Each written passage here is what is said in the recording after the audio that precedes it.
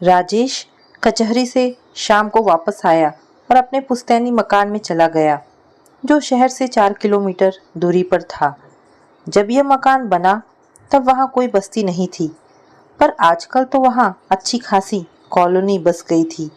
पर समय के साथ अब भी वहाँ शहर की सुविधा आसानी से उपलब्ध नहीं थी। मकान छोटा था, पर राजेश के रहने के लिए पर्याप्त था। एक कमरा और आंगन, नीचे तक एक कमरा किचन के साथ ऊपर था। ऊपर वाले कमरे के साथ एक बड़ी सी बालकनी लगी हुई थी। बालकनी पर से सामने वाले सड़क दूर तक दिखाई देती थी। इसीलिए जब भी राजेश शाम को कचहरी से लौटता था तो शाम की चाय लेकर उसी बालकनी में बैठ जाता था और दूर से आती उस सड़क को निहारता रहता था। यह बात उसकी आदत में शुमार हो गई थी। राजेश की उम्र लगभग 40 साल थी, पर उसने अब तक शादी नहीं की थी या अभी तक उसे शादी की कमी महसूस नहीं हुई थी। राजेश का पूरा परिवार एक बस दुर्घटना में मारा गया था, जिसमें उसके माता पिता और एक बहन थी। तब राजेश ग्रेजुएशन में था। उस दुर्घटना के बाद राजेश काफ़ी अकेला हो गया था और ज़रूरत से ज़्यादा शांत भी। ग्रेजुएशन कंप्लीट करने के बाद उसने वकालत की पढ़ाई पूरी की और बनारस में वकालत करने लगा। हालांकि उसकी वकालत की आमदनी कुछ ज़्यादा नहीं थी, पर राजेश के लिए पर्याप्त थी। विरासत में राजेश को वही एक घर और अपनी माँ के कुछ गहने मिले थे। रोज की तरह राजेश आज भी चाय लेकर अपनी बालकनी में बैठा हुआ था और सड़क को निहार रहा था। तभी मोबाइल की घंटी बजी।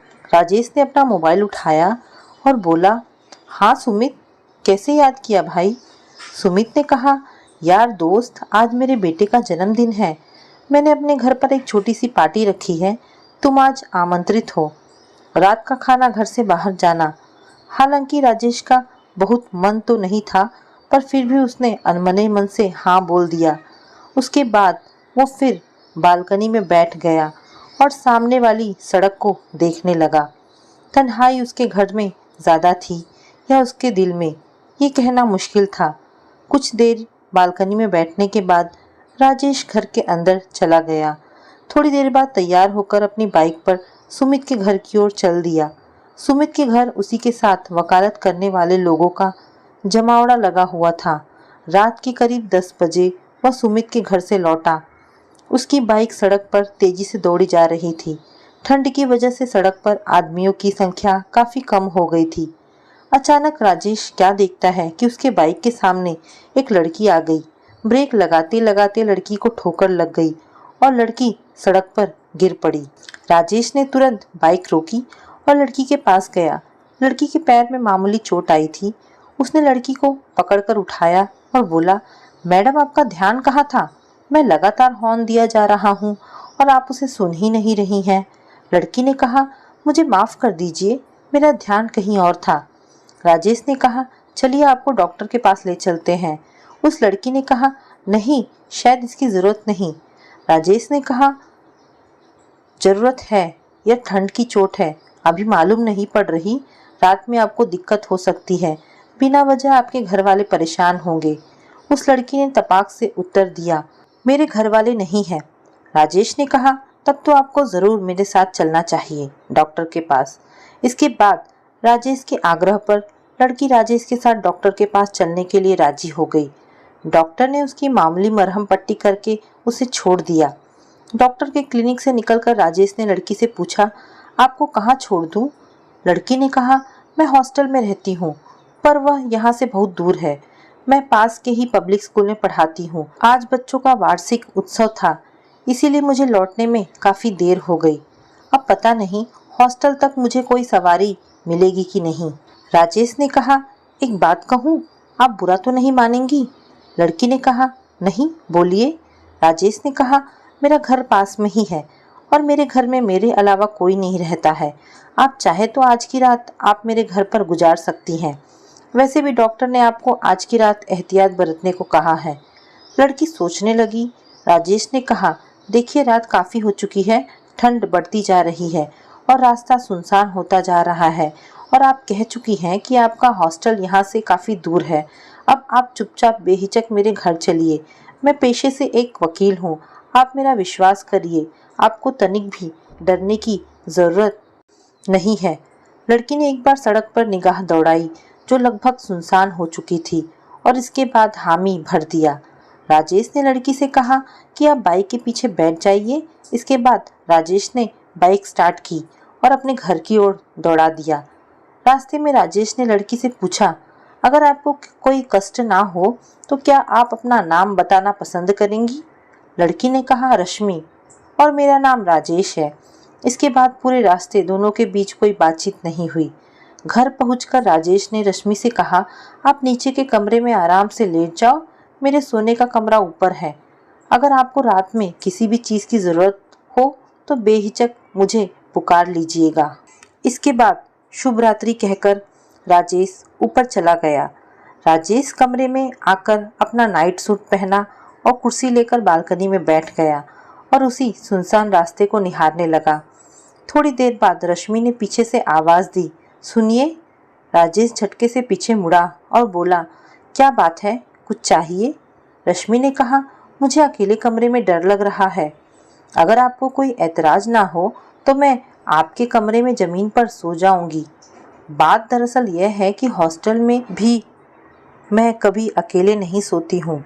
राजेश ने असहाय दृष्टि से एक बार रश्मि को देखा और बोला, ठीक है, आपको ज़मीन पर सोने की ज़रूरत नहीं है, मैं फोल्डिंग चारपाई डाल देता हूँ। रश्मि चारपाई पर सो गई। एक बार फिर राजेश चाय लेकर बालकनी में बैठ गया और सुनसान रास्ते को देखने लगा।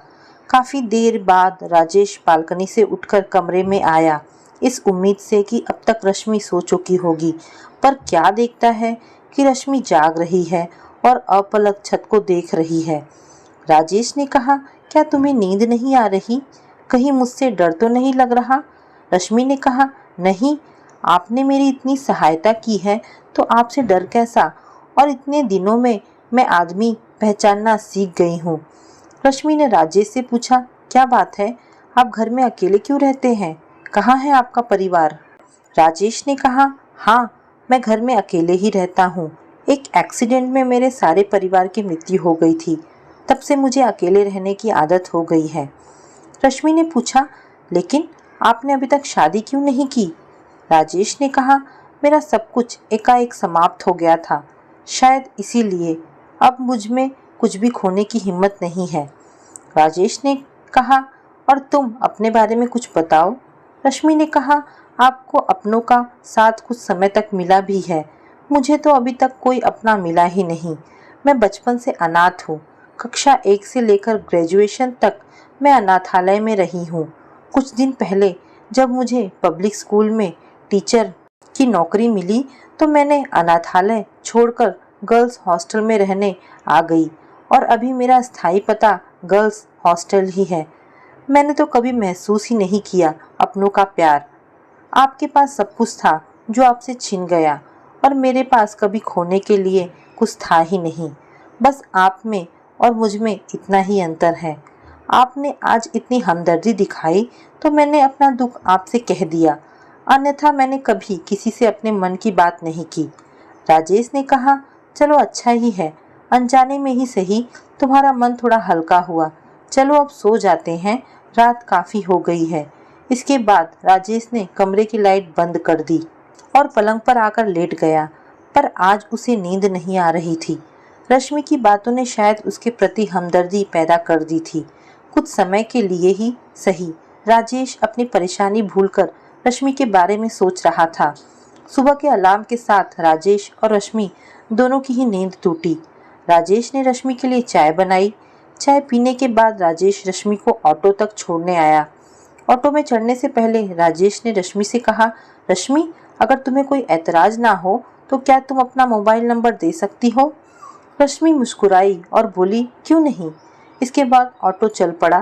राजेश और रश्मि एक दूसरे को अपलक देखते रहे। राजेश घर लौटा और कचहरी जाने के लिए तैयार होने लगा।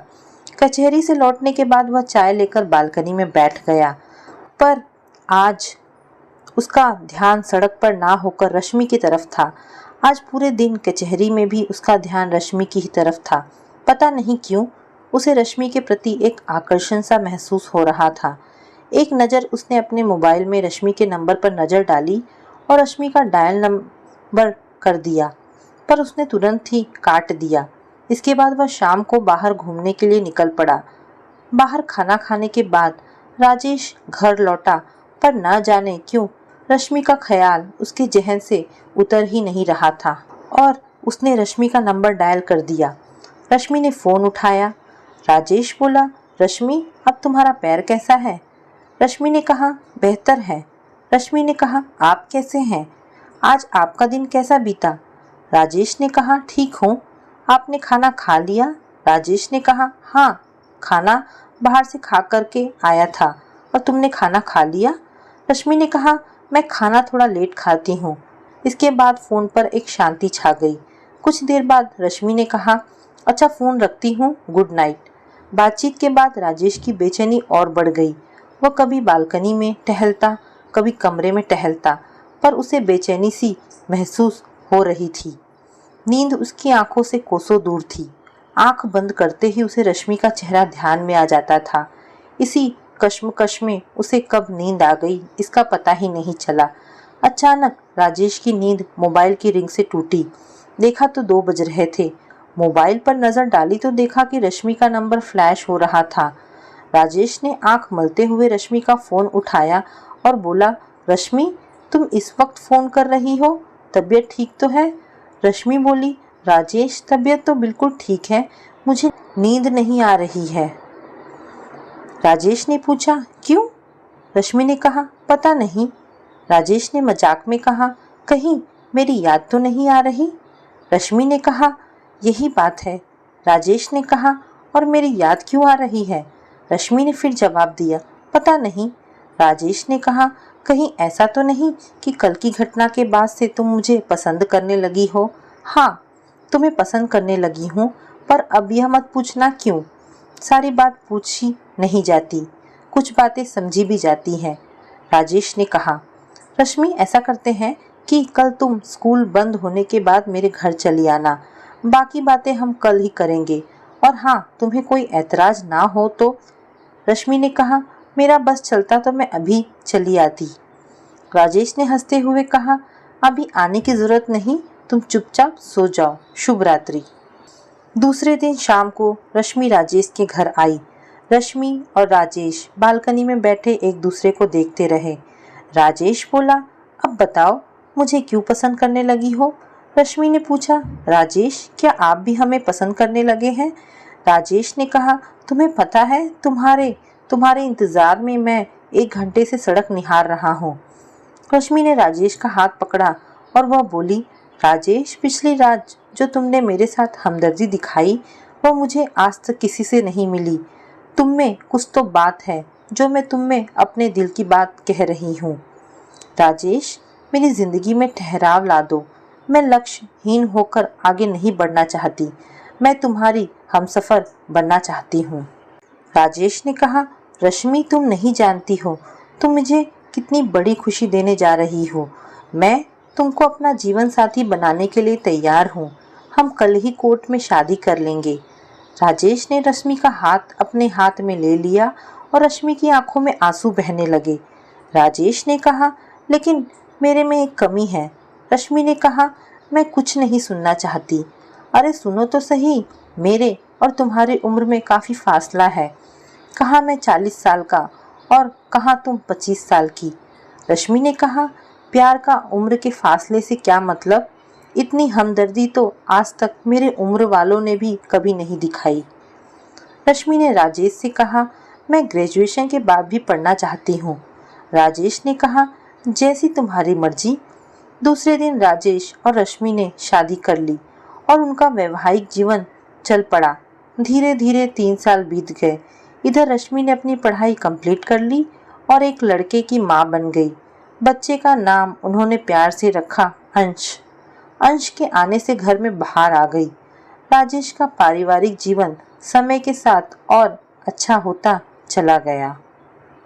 दोस्तों, ये कहानी यहाँ पर समाप्त होती है। आशा करती हूँ आपको ये कहानी पसंद आई होगी।